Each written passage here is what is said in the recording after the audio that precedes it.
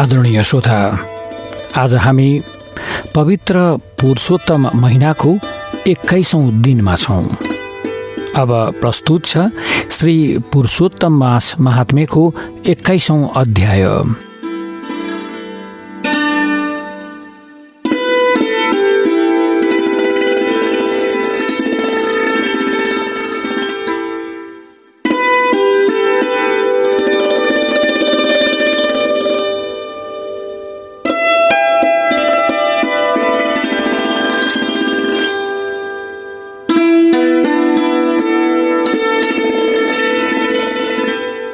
आदरणीय श्रोता, सुतजी भन्नुहुन्छ, हे परम पावन भगवत भक्तिमा लीन वेद वेदाङ्गका अद्वितीय ज्ञाता त्रिकालदर्शी र नैमिषारण्यको यस पवित्र शान्त एवं दिव्य तपोभूमिमा हजारौं वर्षसम्म चलिरहेको महान ज्ञान यज्ञको अनुष्ठानमा दीक्षित हुनुभएका शौनक आदि ऋषिगण, हजुरहरूले अघिल्लो 20औं अध्यायमा महर्षि वाल्मीकिको मुखारविन्दबाट निस्किएको त्यो परम पावन र कल्याणकारी श्री पुरुषोत्तम मास व्रतको प्रारम्भिक विधि विधान श्रवण गर्नुभयो।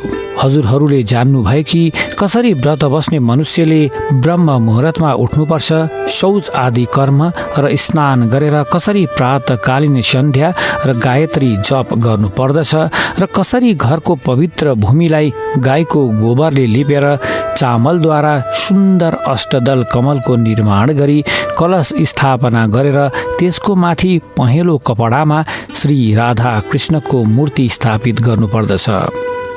अब यो 21औं अध्यायमा कथाले एउटा अत्यन्तै गूढ आध्यात्मिक र शास्त्रीय रहस्यको क्षेत्रमा प्रवेश गर्दछ। कलशको माथि मूर्ति स्थापना गर्नु मात्र पूजाको पूर्णता होइन। जबसम्म त्यस मूर्तिमा साक्षात ईश्वरको दिव्य चेतना र प्राणको सञ्चार हुँदैन, तबसम्म त्यो मूर्ति केवल एउटा भौतिक वस्तु मात्र रहन्छ। तसर्थ यस अध्यायमा साक्षात भगवान नारायणले देवर्षि नारदलाई मूर्तिको प्राण प्रतिष्ठाको त्यो परम गोप्य वैदिक र तान्त्रिक विधि विस्तारपूर्वक बताउनुहुनेछ, जसद्वारा एउटा धातु वा ढुङ्गाको मूर्ति साक्षात जीवित र जाग्दो देवताको रूपमा परिणत हुन्छ।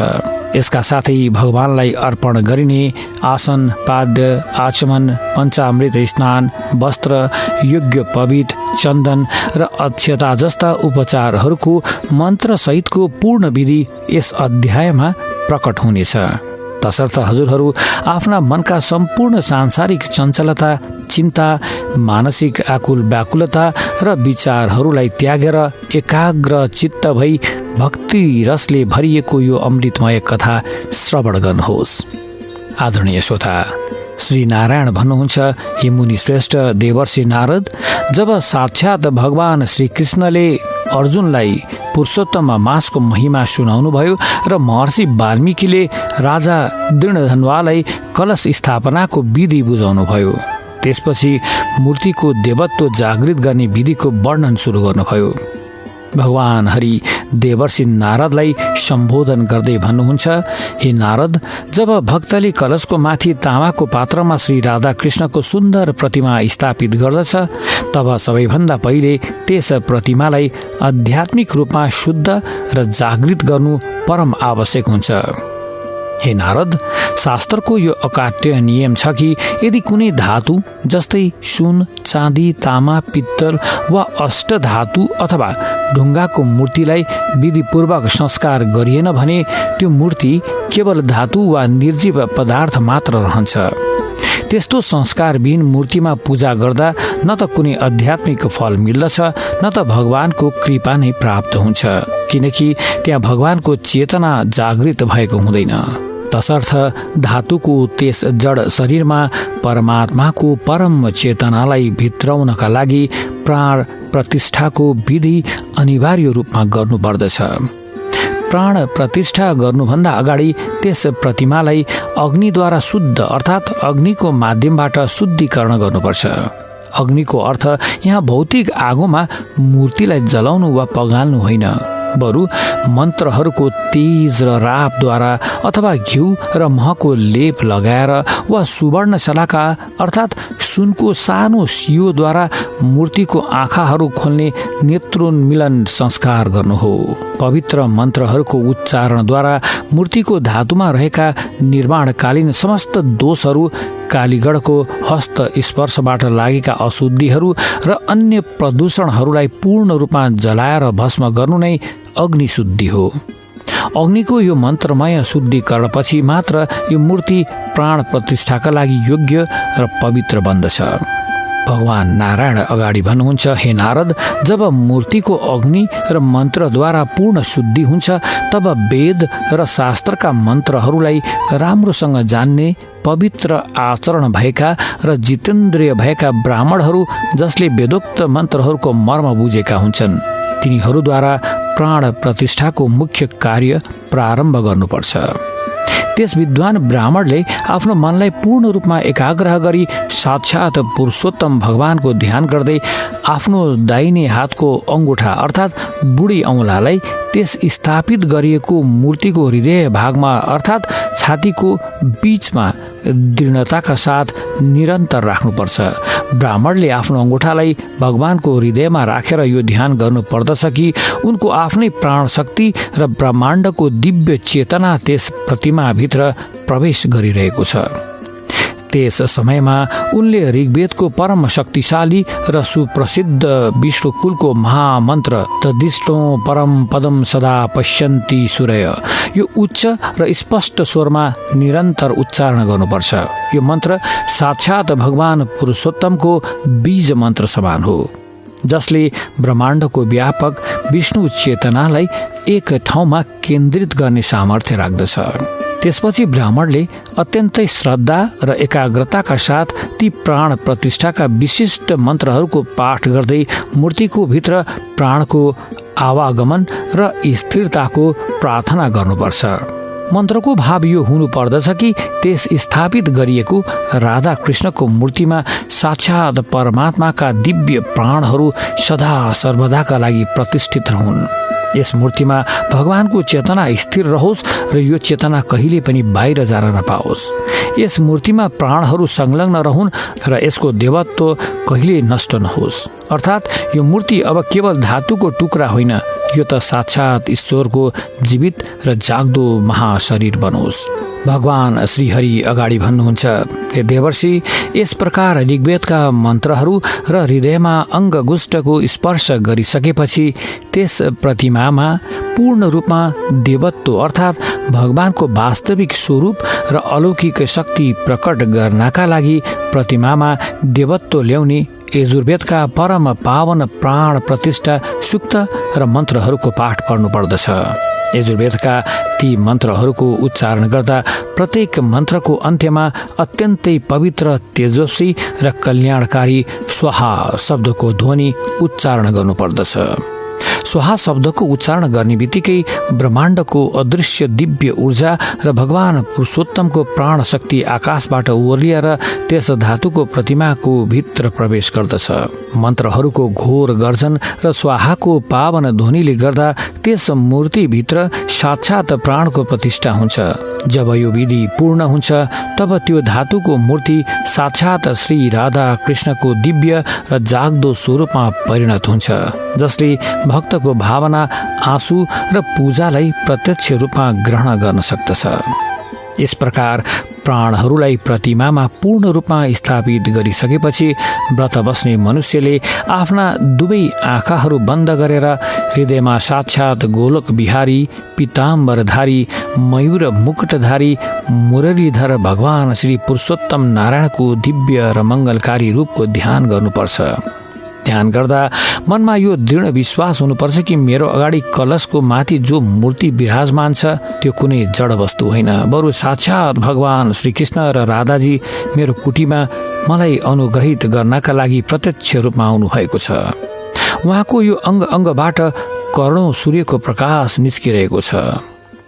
आदरणीय श्रोता, भगवान नारायण भन्नुहुन्छ, हे नारद, जब मूर्तिमा प्राण प्रतिष्ठा र ध्यानको कार्य सम्पन्न हुन्छ तब भगवानको स्वागत र सत्कारका लागि षोडशोपचार पूजा अर्थात् 16 प्रकारका सेवाहरूको क्रमशः आरम्भ हुन्छ। सबैभन्दा पहिले भगवानलाई बस्नका लागि पावन आसन अर्पण गर्नुपर्छ। व्रत बस्ने मनुष्यले हातमा चन्दन, अक्षता र फूल लिएर भगवानको अगाडि अत्यन्तै विनम्र भावले यो प्रार्थना गर्नुपर्छ कि हे देव देवेश, हे पुरुषोत्तम, हे सम्पूर्ण ब्रह्माण्डका स्वामी र भक्तहरूको कष्ट हरण गर्ने प्रभु, म हजुरको स्वागतको लागि यो परम सुन्दर सुवर्ण र रत्नहरूले जडित सुखदायक र पवित्र आसन हजुर र माता श्री राधाजीका लागि अर्पण गरिरहेको छु। कृपा गरेर यस आसनमा विराजमान हुनुहोस् र मेरो पूजालाई स्वीकार गर्नुहोस्। यसरी आसन अर्पण गरिसकेपछि भगवानको दोस्रो सत्कारको रूपमा पाद्य अर्थात् भगवानको चरणकमल धुनको लागि जल अर्पण गर्नुपर्छ। भगवान श्रीहरि भन्नुहुन्छ, हे नारद, पाद्य अर्पण गर्दा भक्तले भगवानसँग प्रार्थना गर्दै भन्नुपर्छ कि हे प्रभु, गंगा, यमुना, गोदावरी र सरस्वती आदि ब्रह्माण्डका समस्त पवित्र तीर्थहरू र नदीहरूसँग प्रार्थना गरेर उनीहरूको आज्ञा र कृपाद्वारा ल्याइएको यो परम शुद्ध सुगन्धित र चिसो जल हो। यो जल अत्यन्तै कोमल र सुखपूर्वक स्पर्श गर्न योग्य छ। यसको स्पर्शले हृदयमा शीतलता मिल्दछ। हे भगवान, हजुरका ती परम पावन चरण कमलहरू धुनका लागि कृपा गरेर मेरो यो पाद्य जल ग्रहण गर्नुहोस्। यति भन्दै तामाको सानो पात्रमा भगवानको मूर्तिको खुट्टाको नजिकै जल अर्पण गरेर चरण पखाल्नु पर्दछ। पाद्य अर्पण गरिसकेपछि भगवानलाई आचमन अर्थात् मुख शुद्ध गर्नका लागि पवित्र जल अर्पण गर्नुपर्छ। भगवान नारायण भन्नुहुन्छ, हे नारद, आचमन अर्पण गर्दा भक्तले भन्नुपर्छ कि हे पुरुषोत्तम प्रभु, साक्षात् श्री गंगाजीको पावन धाराबाट अत्यन्तै श्रद्धापूर्वक जल ल्याएर मेरो यस सुन्दर र पवित्र कलशमा राखिएको यो जो गंगाजल छ त्यसलाई हजुरको मुख शुद्धिका लागि अर्पण गरिरहेको छु। कृपा गरेर यस जलको आचमन स्वीकार गर्नुहोस्। यति भन्दै भगवानको मुखको नजिक जलको छिटा दिने वा आचमनान्तर चम्चाले जल छोड्नुपर्छ। आचमन गरिसकेपछि भगवानलाई सबैभन्दा मुख्य महिमामय र पवित्र स्नान अर्थात् पञ्चामृत स्नान गराउनुपर्छ। पञ्चामृतको निर्माण 5वटा परम पवित्र सात्विक र गोवंशबाट प्राप्त सामग्रीहरू मिलेर हुन्छ। यसमा गाईको काँचो दुध, दही, शुद्ध घिउ, शुद्ध मह र सफा चिनी वा मिश्री समावेश हुन्छ। दुधले आत्माको शुद्धता, दहीले स्थिरता, घिउले तेज, महले मधुरता र चिनीले आनन्दको प्रतिनिधित्व गर्दछ। यी 5 वस्तुहरूलाई एउटा सफा पात्रमा मिलाएर पञ्चामृत बनाइन्छ। पञ्चामृतले स्नान गराउँदा भगवानको मूर्तिको माथि मन्त्र उच्चारणका साथ त्यस धारालाई खसाल्नु पर्दछ। पञ्चामृत स्नानले भगवानको प्रतिमा अत्यन्तै चम्किलो र देदीप्यमान बन्दछ। पञ्चामृतले स्नान गराइसकेपछि भगवानको शरीरलाई फेरि एकपटक सफा, शुद्ध र सुगन्धित जलले अर्थात् शुद्धदक स्नानद्वारा राम्रोसँग धोएर सफा गर्नुपर्दछ। शुद्ध जलले स्नान गराएपछि भगवानको मुख र हातलाई पुनः एकपटक शुद्ध पार्नका लागि हातमा जल लिएर पुनः आचमन अर्पण गर्नुपर्दछ। भगवान श्रीहरि अगाडि भन्नुहुन्छ, हे नारद, स्नान र आचमन पछि भगवानको श्री अङ्गलाई सफा कपडाले सुकाएर उहाँलाई धारण गराउनका लागि दिव्य वस्त्र अर्पण गर्नुपर्छ। पुरुषोत्तम मासको व्रतमा भगवानलाई पहेँलो कपडा अर्थात् पीताम्बर चढाउनुको सबैभन्दा ठूलो आध्यात्मिक महत्त्व छ।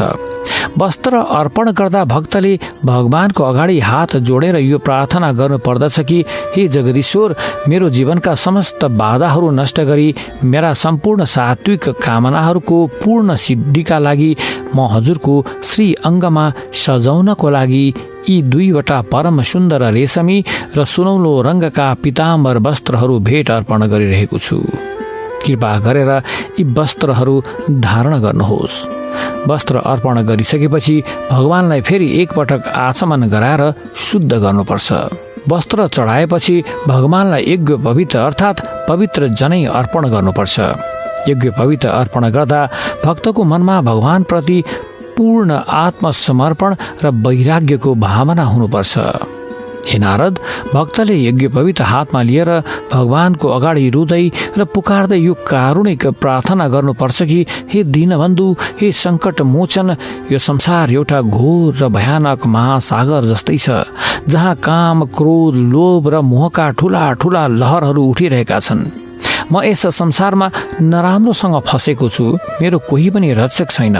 हे प्रभु, यस भयानक संसार सागरबाट हजुरले मेरो रक्षा गर्नुहोस्। मेरो यो सानो प्रार्थना स्वीकार गर्दै हजुरको श्री अङ्गको लागि उत्तम अङ्गो छ, अर्थात् माथिल्लो कपडासहित यो पवित्र सुतले बनेको त्रिगुणमय यज्ञ पवित्र ग्रहण गर्नुहोला। यति भन्दै भगवानलाई जनै र अङ्गोछा पहिराइदिनुपर्छ, जसले मनुष्यलाई संसारको बन्धनबाट मुक्त गराउँदछ। यज्ञ पवित्र अर्पण गरिसकेपछि भगवानको श्री अङ्गलाई सुगन्धित बनाउन र उहाँलाई परम शीतलता प्रदान गर्नको लागि चन्दनको लेप अर्पण गर्नुपर्छ। चन्दन तयार गर्दा मलय पर्वतको साँचो श्रीखण्ड चन्दनलाई ढुङ्गाको सिलौटामा गङ्गा जलका साथ घोटेर त्यसमा कपुर, केशर र कस्तुरी मिलाएर दिव्य चन्दन बनाउनुपर्छ।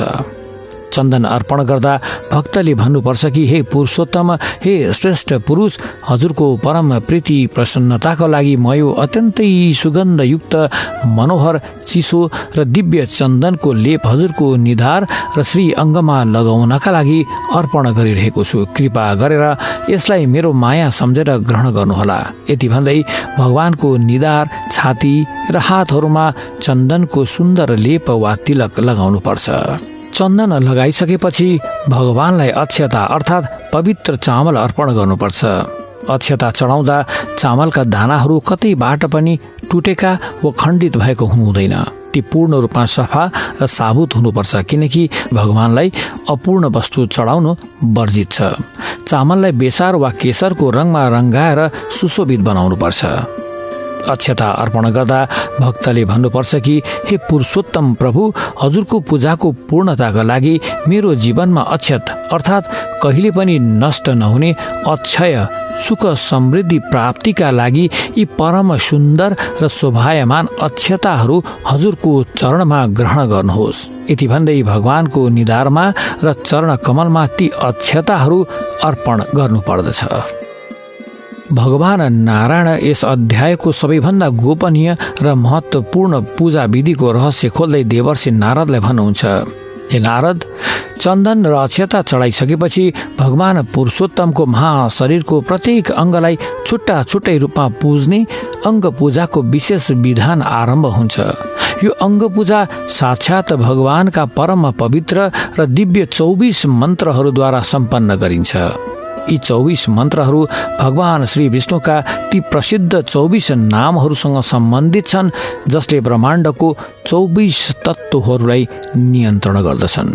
हे नारद, यस अङ्ग पूजाको सबैभन्दा ठूलो व्याकरणगत र तान्त्रिक नियम यो हो कि प्रत्येक नामको अन्त्यमा चतुर्थी विभक्ति अनिवार्य रूपमा लगाउनुपर्छ र नामको अन्त्यमा नमः अर्थात् नमः शब्द जोड्नुपर्छ।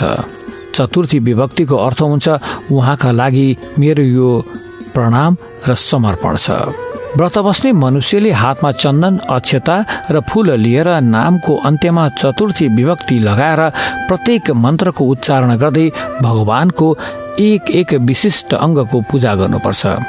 यसको पूर्ण र शास्त्रीय विधि यस प्रकार छ, जसलाई अत्यन्तै ध्यानपूर्वक एकाग्र चित्त भई सम्पन्न गर्नुपर्दछ।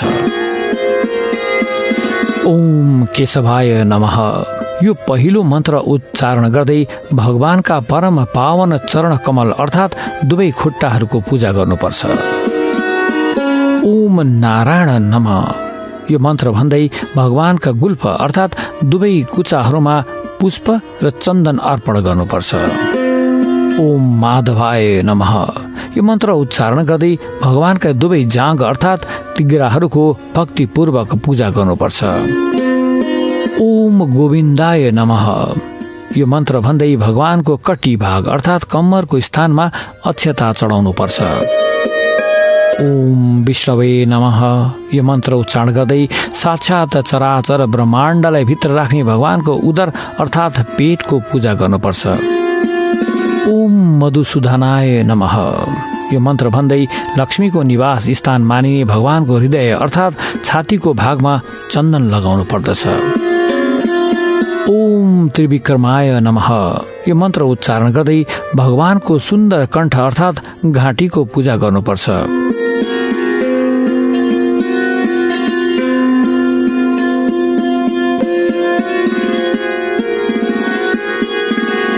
ओम वामनाय नमः यो मन्त्र भन्दै संसारलाई दान दिने भगवानका दुवै बाहु अर्थात् हातहरूको पूजा गर्नुपर्छ। ओम श्रीधराय नमः यो मन्त्र उच्चारण गर्दै भगवानको परम मनोहर मुख कमलको पूजा गर्नुपर्छ। ओम ऋषिकेशाय नमः यो मन्त्र भन्दै समस्त इन्द्रियका स्वामी भगवानका दिव्य नेत्र अर्थात् आँखाहरूको पूजा गर्नुपर्छ। ओम पद्मनाभाय नमः यो मन्त्र उच्चारण गर्दै भगवानको नाभिको पूजा गर्नुपर्छ जहाँबाट ब्रह्माजीको उत्पत्ति भएको थियो। ओम दामोदराय नमः यो मन्त्र भन्दै यशोदा माताले डोरीले बान्नु भएको भगवानको उदर र ललाट अर्थात् निधारको पूजा गर्नुपर्दछ। ओम शङ्कर्षणाय नमः यो मन्त्र उच्चारण गर्दै भगवानको शिर अर्थात् टाउको र कपालको भागमा पुष्प चढाउनु पर्छ। ओम प्रद्युम्नाय नमः यो मन्त्र भन्दै भगवानको नासिका अर्थात् नाकको भागको पूजा गर्नुपर्दछ। ओम अनिरुद्राय नमः यो मन्त्र उच्चारण गर्दै भगवानको कण्ठ र छातीको सन्धिको पूजा गर्नुपर्दछ। ओम पुरुषोत्तमाय नमः यो मन्त्र भन्दै साक्षात् पुरुषोत्तम भगवानको सम्पूर्ण महाशरीरको एकैचोटि पूजा गर्नुपर्छ। ओम अधोक्षजाय नमः यो मन्त्र उच्चारण गर्दै भगवानका दुवै कानको भागको पूजा गर्नुपर्छ।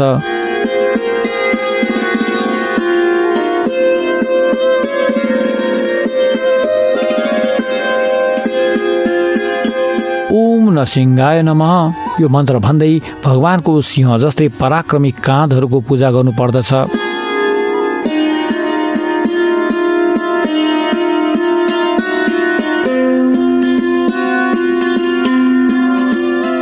ओम अच्युताय नमः यो मन्त्र उच्चारण गर्दै कहिल्यै स्वरूपबाट नखस्ने भगवानको जिब्रो र मुखभित्रको भागको ध्यान गरी पूजा गर्नुपर्छ।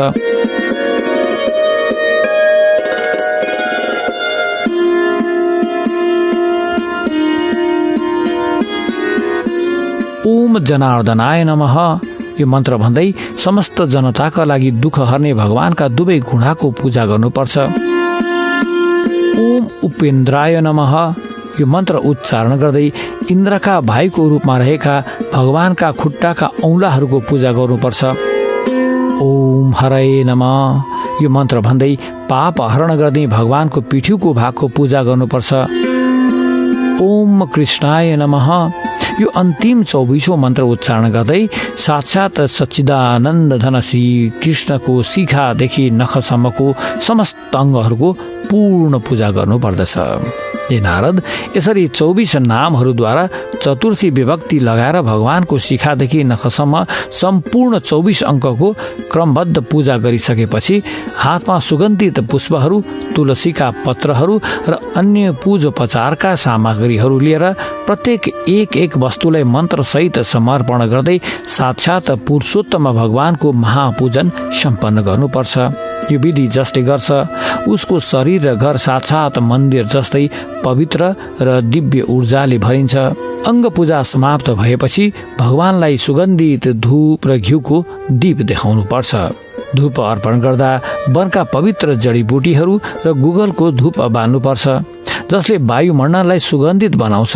दीप अर्पण गर्दा गाईको शुद्ध घिउमा कपासको बत्ती बालेर भगवानको अगाडि राख्नुपर्छ जसले अज्ञानताको अन्धकारलाई नष्ट गर्दछ। धूप र दीप देखाएपछि भगवानलाई महानैवेद्य अर्पण गर्नुपर्दछ। नैवेद्यमा शुद्ध घिउमा पकाइएका अनेक प्रकारका मधुर पकवानहरू, खिर, लड्डु, पेडा, मालपुवा र ऋतु अनुसारको ताजा फलफुलहरू जस्तै केरा, आँप, स्याउ, नरवेल आदि चढाउनुपर्छ।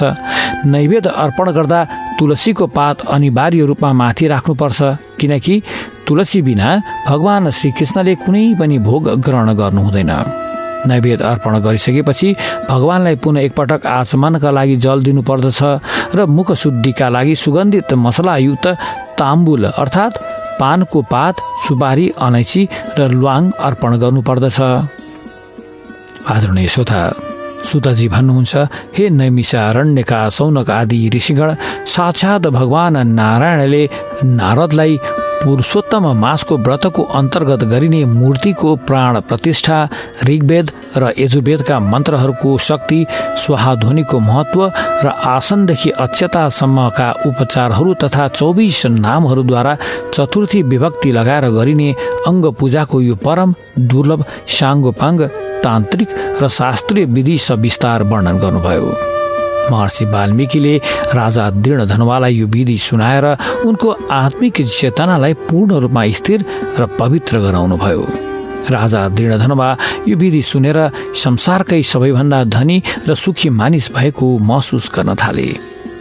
हे ऋषिहरू, यो 21औं अध्याय पुरुषोत्तम मासको पूजा विधिको त्यो महाप्राण हो जसले जड मूर्तिलाई पनि साक्षात् चैतन्य ईश्वरमा बदल्ने सामर्थ्य राख्दछ।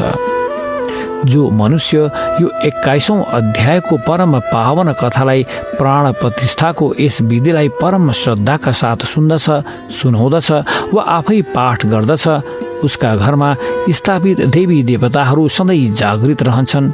उनको घरमा कहिले पनि अकाल मृत्यु, गरिबी, अनिकाल, भूत प्रेत वा कुनै पनि नकारात्मक ऊर्जाको प्रवेश हुन सक्दैन। उसले यस लोकमा आफ्ना समस्त सात्विक इच्छाहरू पूरा गरी पुत्र पौत्रको सुख भोगेर अन्त्यमा भगवान श्रीकृष्णको परम प्रिय वैकुण्ठ लोकमा गएर अमर आनन्द प्राप्त गर्दछ। आजको यो 21औं अध्याय यही सम्पन्न भयो। इति श्री पद्म पुराणे अधिक मास महात्म्ये नारायण नारद संवादे श्रीकृष्ण युधिष्ठिर संवादे राजा दृढधनुवा वाल्मीकि संवादे पुरुषोत्तम मास व्रत विधि प्राण प्रतिष्ठा षोडशोपचार पूजन नाम 21तमो अध्याय सम्पूर्ण। जय श्रीमान नारायण, जय श्री हरि।